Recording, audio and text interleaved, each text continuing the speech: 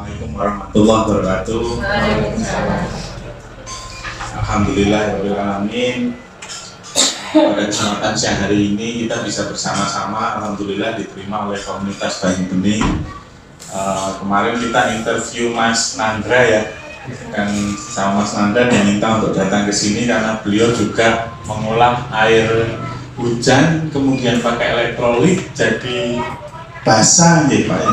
Basah sama asam, dan kalau yang basah yang diminum, jadi kita pengen belajar gimana minum air sehat tapi gratis, kira-kira gitu. Itu yang pertama. Yang kedua, ini kami dari UGM, kita datang di sini atas penelitian. Intinya kita ingin mengetahui sebenarnya bagaimana tata kelola air di Yogyakarta.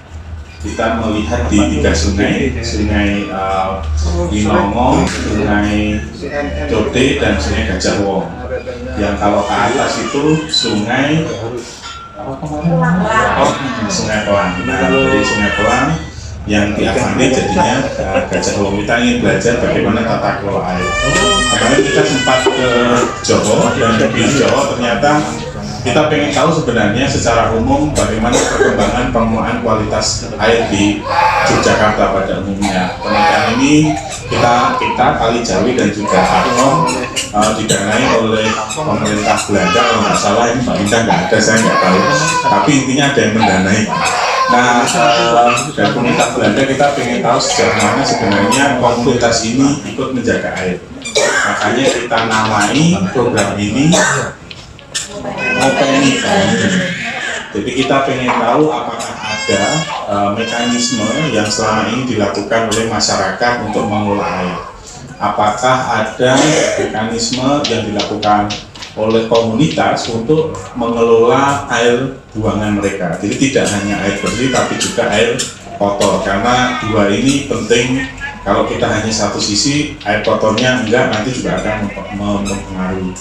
Kemarin kita ke Johor misalnya, kita belajar di sana ada komunitas Merti Kali yang mencoba untuk mengatur dan melihat tata kelola sungai, walaupun menurut Mas Nanda kemarin salah satu unsurnya adalah air yang di hulu, yang memang pengelolaan hulu yang harus diperhatikan betul gitu.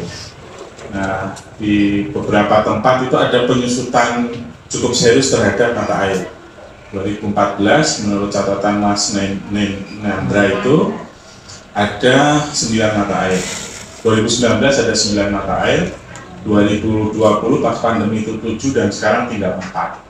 Itu di daerah Johor ya, di belakang Pasar Kolombo agak ke kemana, ke timur. Jadi memang ada pergeseran, ada pola degradasi yang kalau kita lihat kasus di Jogja itu salah satunya diakibatkan oleh industri pariwisata. Nah, kita pengen ngerti, kita belajar ke Banyu Bening gimana mencoba memanfaatkan ini kan mekanisme komunitas mencoba untuk belajar bagaimana mengolah sumber air, terutama air hujan yang bisa langsung diminum. Kita kemarin bikin FGD Pak, dari 48 sampel yang diambil di Kelurahan Gedong Tengen itu 41 itu tercemar koli, dan bahkan sampai tercemarnya itu sampai indikatornya itu nggak ada lagi karena sudah di atas 16.000.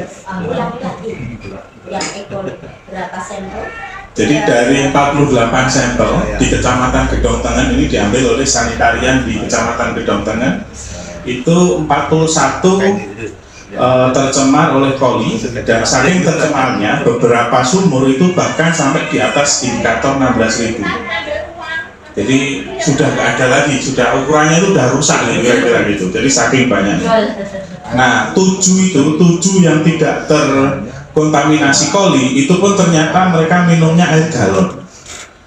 Jadi bisa dipastikan 100% air sumur di wilayah Kota Jogja ya itu tercemar. Nah, salah satu yang kemarin sempat kita dapatkan dari FGD itu, ini penasaran nih, terus terang Mas Holiknya ini penasaran. Pertamanya dia ngecek sumur tercemar koli, dia ngecek air yang diminum tercemar koli juga. Padahal secara teori kalau direbus dalam suhu 100 derajat selama 4 menit mati, dia tungguin. Ternyata cara merebusnya yang salah. baru kemalasan sudah dimatiin gitu. Harusnya sampai kebal muak-muak ya istilahnya ya. Nggak ada bahasa Indonesia nya, apalagi bahasa Inggrisnya. Jadi sampai muak-muak. Jadi memang ada Pak, ngumpal-ngumpal. Jadi memang persoalan air ini serius dan ini persoalan yang patut kita perhatikan bersama, dan kita ingin belajar kalau dari dalam tanah itu tercemar, jangan-jangan solusinya dari atas bumi. Nah, kira-kira gitu. Jadi kita ingin belajar bagaimana air hujan ini bisa kita manfaatkan secara maksimal. Dan kalau pesan Mas Nendra itu ketika kita interview pertama kali itu beliau bertanya, sudah nanam air belum? Umurnya berapa Mbak? Sudah nanam air belum? Ternyata selama ini kita selalu memanen air, tetapi kita jarang atau bahkan tidak pernah menanam air. Air hujan itu begitu jatuh dari langit, kena genteng, kena halaman, kena selokan, kena sungai, langsung kena laut. Jadi nggak pernah kita tanam. Gitu. Jadi ini mungkin yang perlu kita jadikan salah satu pelajaran, dan sekali lagi kita ingin tahu jangan-jangan solusi masa depan di Yogyakarta terkait dengan air bersih itu sekali lagi bukan dari dalam tanah seperti yang selama ini kita bayangkan, tapi justru dari atas langit. Kira-kira gitu pengantar saya yang telat ini, mohon maaf. Terima kasih. Assalamualaikum warahmatullahi wabarakatuh. Waalaikumsalam.